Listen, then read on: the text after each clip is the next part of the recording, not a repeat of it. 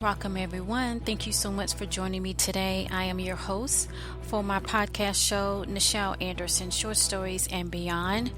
Welcome to a new year, 2020. I just want to say that I do appreciate those that have been following my podcast up to now, which this is my third season. And to kick off year 2020, which is soon, we'll wrap up by in May. And just to say really thank you for supporting me on this journey and for buying my book Mitsrayim and for sharing the episodes and liking them. And so I do appreciate that support. So I want to say thank you for that. I love to say thank you. It's a good thing in life when you appreciate when people choose to do something on your behalf and to support you. So I am very grateful for that. Today's episode, is going to be my director clip notes that will focus on bonus 4 and 5 of the future series of Nahor and Princess Aamina. And then I'm going to talk about, of course, what's the big news of my whole project that I've been working on for a few years now. After I finished the film on WB Roles, I focused back on getting ready for the return of MOLIAE on stage. So we're going to talk about that in particular. This time I'm going to talk about the stage play roles that will be featured in this production. The third time on stage, we're going to talk about that. All right, so let's go ahead and jump into my housekeeping items that I usually go over. And the first thing, just to talk about this podcast, if you're just joining me here and into my world of my short stories and beyond, this particular podcast started just as I was starting my initial one when I wanted to get into podcasting back in 2017. And that one, it was Surviving Your Journey Towards Success. Of course, I still have that podcast, so check that out. It's more of a conversation-wise, how you can survive the different challenges and so forth, so check that out. And then something came to me to just go ahead and focus on a new podcast. But actually, before I made that decision, I kept having this vision or this pull by spirit to write about this scene, and that's scene 1 from the timeline before the time of Princess Aamina. And so these characters, basically, I just want to touch on, comes from my book Mitsrayim, because that's how the book started. I didn't really choose it, it chose me. And I wrote the book not necessarily like a normal writer or author would, by planning and thinking or doing research. I was like writing out as if it was a memory, right? And so these characters that will be featured or have been featured, some of them so far in the podcast series before that book, that's where the theme of scene 1 came, because all I could see was just Queen Hagar and Princess Hannah, in which she was young then, a young princess, not queen yet. So at any rate, it's based on my book Mitsrayim, a memoir. From there, the book, I turned it into a stage play. My dream was always to make it a movie, because that's what it felt like when those visions was coming. It looked like flashes, whatnot. And so now I did websodes, I did the initial stage play. I did 2. It's more like a episodic type thing, and it was just on the 5 characters. So I'm going to talk about more of that later at the end of this podcast, but nonetheless, so now I'm fast forward from doing the initial stage from the book, doing the short film, and doing the websodes. I never did the feature. That was always my dream, to turn into a feature, because that's how grand it was when it was coming through for me to write it. And fast forward, but I did a feature film. But I have to say, I am the first person to have done a feature film on W.B. Du Bois. And that's a different timeline, but that's significant to me because he's one of my mentors. And then now I did the premiere of that and all that. Took some time to kind of do other things. And then that's when I got into podcasting, while I was still prepping for the production. And here it is. Now it's on the eve, because we'll be returning back on stage in April the 25th and the 26th, that weekend. And here we are ready to do the third production, which is bigger characters. So that's pretty much in a concise way of how this podcast came about, by seeing that scene after I was initially in the middle of starting the podcast Surviving Your Journey to Success, and I just stepped out like, wow, that'd be 2 podcasts. And I had a goal to do weekly after my research of what is really good to do when your first podcast was to do a weekly, and I went ahead and did it, and decided to take this journey and do another podcast, which you have the short stories, which I also want to feature other, but mostly the stories here are about MOLIAE, ancient Egypt, Egypt, because that's where the seed initially came from writing the book and other things that I said that I did. And going forward, I usually do clip snippets, which I tell stories, and then the remainder of that you have to be a premium Patron member, and that's on Patron. This past, I'll say going on almost a year, I have been releasing pretty much the whole short story. Of course, probably after the play or what have you, or going into season 4, the clip snippets will return back. But that's pretty the nutshell of how my podcast runs and the themes that I mostly see. I do write out other short stories, but mostly it's about MOLIAE. And I think most people that have been following me for a while, they're drawn to Egypt.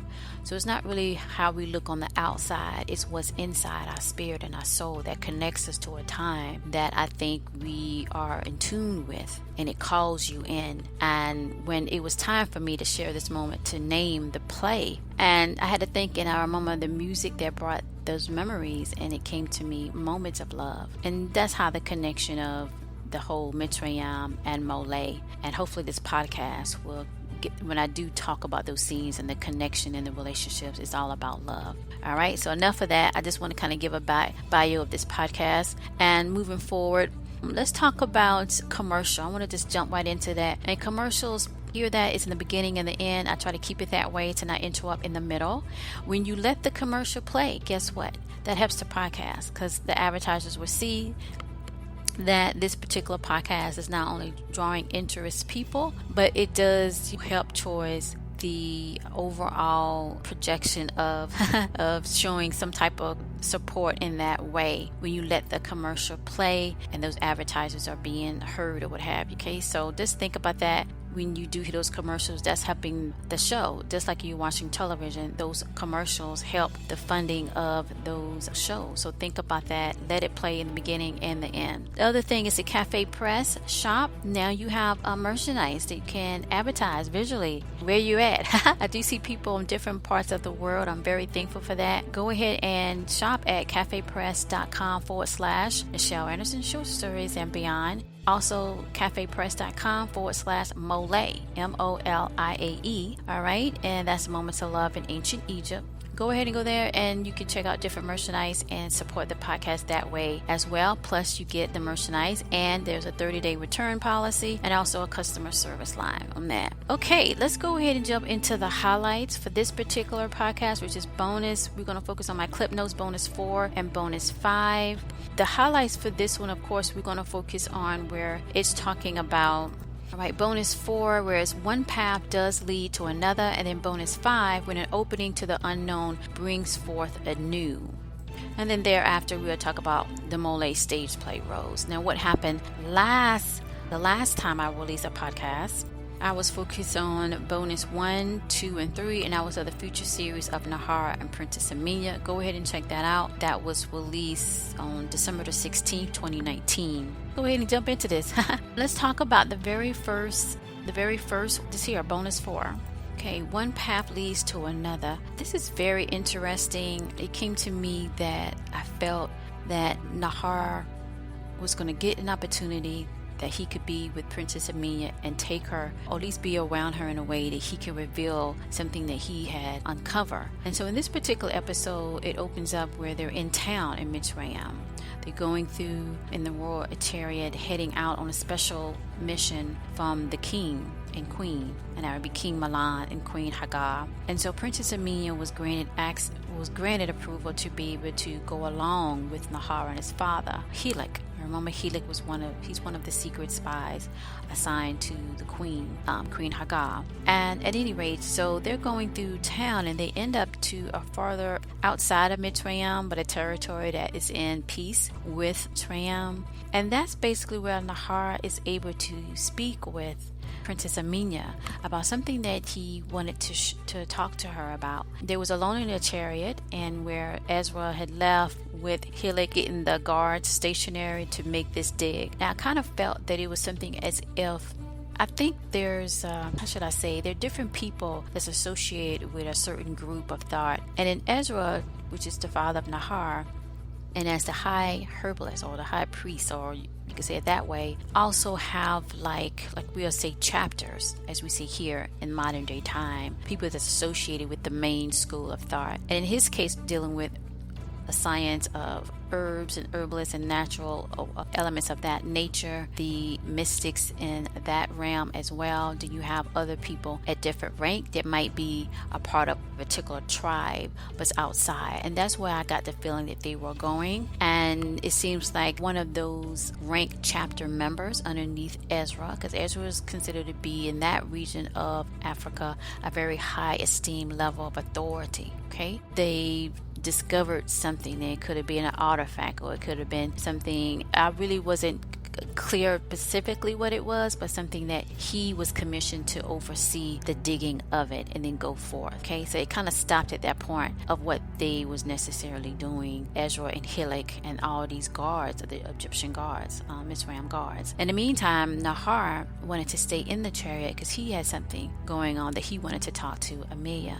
And Aamina was like, okay, what is this that you have to show me or tell me? And he unwrapped his papyrus, and when he did that, I'm telling you, when I was writing, I still didn't really know what he had until when I was ready to start typing. If I could able to see it now, it revealed like a map. And then when it was time for what I wanted him to say, it came out to something to tie it to Osiris, and then bam, and then I saw sand. I was meant to say that. Yeah, and then that's how it came to the dunes of Osiris, which basically means the land of the plateau, winds of sand. She was like ecstatic, like, what is this? And then that's when Nahor said, it's under the sand afar. And he also spoke, she said, well, where did you get this? She was gazing at these markings. It was different colors. I remember in a sense if I had to describe it. And Nahor said in a low voice that he cannot tell at this moment.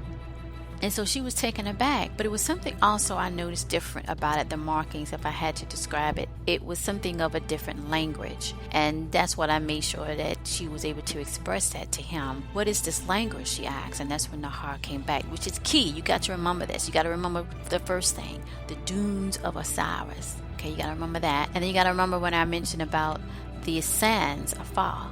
Okay, you got to remember that. And then when Nahor answered Princess Aamina about what is this language, Nahor said, Elder Tahib, which is basically the grandfather of Princess Aamina, and Elder Tahib is the father of Queen Hagar. And Nahor said, well, Elder Tahib, your grandfather, has only taught us Semitic of the first reign. I'm telling you, when I wrote this, it was just coming out. I know you're not going to believe me, but I'm telling you, this is not pre-planned. I have to sit, I don't know, it's like a meditation, but nevertheless, I see the scene and then I type it, and I don't really know how it's going to end, and then something just come through, and then I'm able to type it and write it out, and then I come back and think, well, how is this so? And then it always seems to interconnect one another. So this is going to make sense. Okay, so anyhow, it says the first reign. This is the third reign of secrecy to the Akun. See, the Akun came up in the timeline before the time of Princess Aamina. Definitely around every time I talked about King Milan, and definitely the Orions. This particular language, and I believe, I don't think I've revealed it yet, but I guess I could tell you. You always get something new in my director clips, is Queen Hagar can speak more than 7 languages. That's what he said to her, and she was like, she just dropped the papyrus. Because she know this is some top secret, this is some stuff that she was supposed to be knowing yet. And here he is, Nahor is giving her this. But he did say, I cannot tell you, not now, not at this moment. So where did he get it from? And that's what you got to tune in to find out when I do more a part of this timeline with Nahor and Princess Aamina. I really like this timeline because the things I have seen, I don't have time to really tell everybody, get it out, but oh my goodness, it's good. Oh, it's good. It's good because it's so adventurous what he always have up, and it's a little clue to find that that's probably where the connection is, that he's getting these things. Okay, she said, you got to take me there, or take me there, and he said, Ashe, I shall. So definitely write a note. Remember, it's the dunes of Osiris. That's going to come up. That's going to come up before the time of Princess Aamina, that timeline, when I go back to that.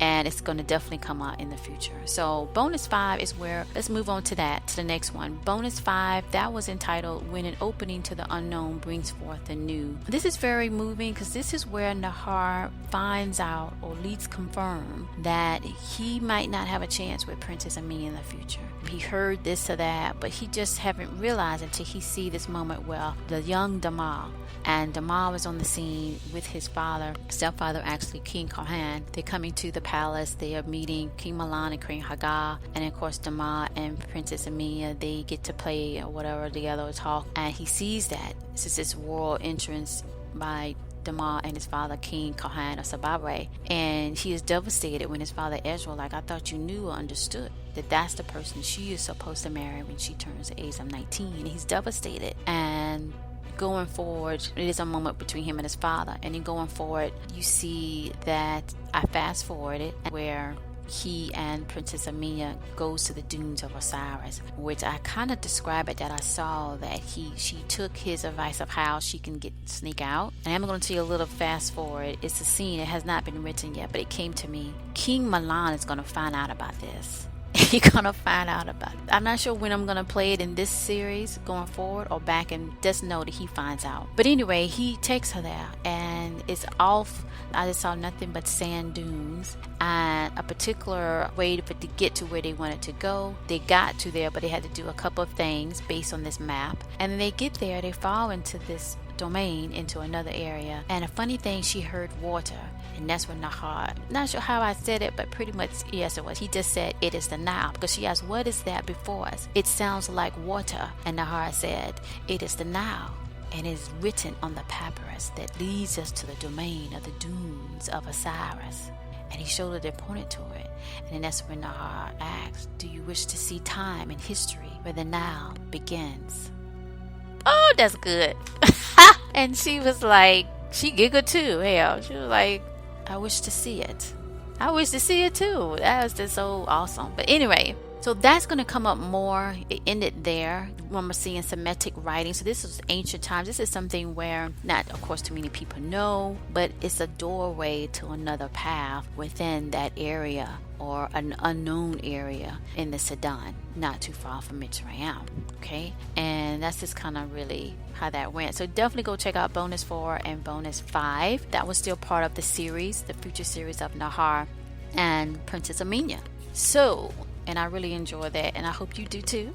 Let's get moving to my play, my stage play. And I'm going to break this up. I was going to try to cram the bonuses of the future series of Nahor and Princess Aamina, and I felt like, I'm not going to be able to really kind of let it go through and not feel so rushed, right? And I wanted to be able to just kind of take my time on that, but also I wanted to kind of take my time a bit on the play. So what I'm going to do is start from the top to the end of my list. So let's talk about the family that's going to be featured in the return of MOLIAE Stageplay. Of course, it's based on my book, and that time frame is, of course, after Princess Aamina birth. So we have Princess Aamina, and we have her sister. Now, at that time when I wrote the book, she had already became queen because she was married off into a kingdom that I always felt that was to the west side of the Sudan, Africa that we call now, which is near Ghana. And she was married off to a future king there. And it was always, of course, about joining territories. And I guess that really played into as well as the power and the position of authority of Mitsrayim, ancient Egypt. And so we have Princess Aamina. And then also I haven't decided I was going to actually bring the brother, because Queen Hagar has another child, which is Ismail, and I'm calling him in the book. And he was like a young boy, maybe about 5, 7, I'm not sure. I gotta go back and think. But I'm not sure I'm going to bring him into the stage play. But he was definitely from the book. So you've got Princess Aamina, Queen Hannah. We have King Milan, of course, and Queen Hagar. So she's going to be there. And then we have Elder Tahib. Okay, in the book I call him Grandfather Tahib, where Elder Tahib will be in the play. He's a character. And then we have King Shaddai. King Shaddai is the husband to Queen Hannah. King Shaddai is basically a ruler from the west coast of Sudan, Africa. And then we have Queen Mami, and of course she's where we Ethiopia, and she is the sister. So she was in the podcast series before the time of Princess Aamina. She would be there. And then we have her husband, King Sapar, and King Sapar is her husband, which is over what we would call Ethiopia now. And so that's the main family, okay, that you're going to see on stage. Now Queen Mami and King Sapar, they merely come in at the middle of the play. They're very significant, the climax of the play. They would be featured. They the main one. And then you have the other supporting characters of the family, namely the general, now Comrade Tatar. I kind of, since, like I said, his father really didn't come through when I wrote the book. It was enough characters that already came through. Only his father came through doing this podcast, which we're talking about General Tucson, which I love that character. I haven't felt that I should now, since I'm expanding the play, to bring these other characters in, because when I wrote the book, like I said, I didn't pick up him at all, so I'm not sure, and mainly could be it was so much I had to tell, which was a lot that I had to get out in the book. But I don't feel that he might, but I don't think he would be in the play, because when I wrote him in the podcast, he definitely feel that he's going to be around compared to Echo. Now, I don't really jump ahead of myself, but I can do that as the main family. And just talking about Echo, those are the Orions. I do want to focus on them. The Orions, Echo, of course, not will be there. Henny, I do not feel that he will be a part of the play, because now we're mainly focusing on Kishi. Kishi is the Orion. Gohan, Go, they are Orions, and they would be the main representation of the Orions, which they come up a lot, and their connection to King Dama. All right, now I'm going to have another podcast, of course, on the 20th of January, and I'm going to go more into the remaining characters of the play. But I first just want to really focus on the family that would be featured and that would be a part of that, which you have Princess Aamina, and you have her sister Queen Hannah, and then you have the mother and the father, of course, Queen Hagar and King Milan and Elder Tahib. His wife, I did not pick her up in the book, only in the podcast. But actually, I need to tell you that I am actually casting for Queen Hagar mother. Queen Mother will be in the play, which never had been before. Just like Milan has never been in the play, General Tatar has not been in the play, Hannah has not been in the play. So most of these characters are coming out for the very first time. Ezra has not been in the play, was the father of Nahor, and I'm going to talk about those other characters as well, like Nahor and Salma, and I'm going to talk about the kings. So stay tuned for that. So thank you so much for joining me today, and so long.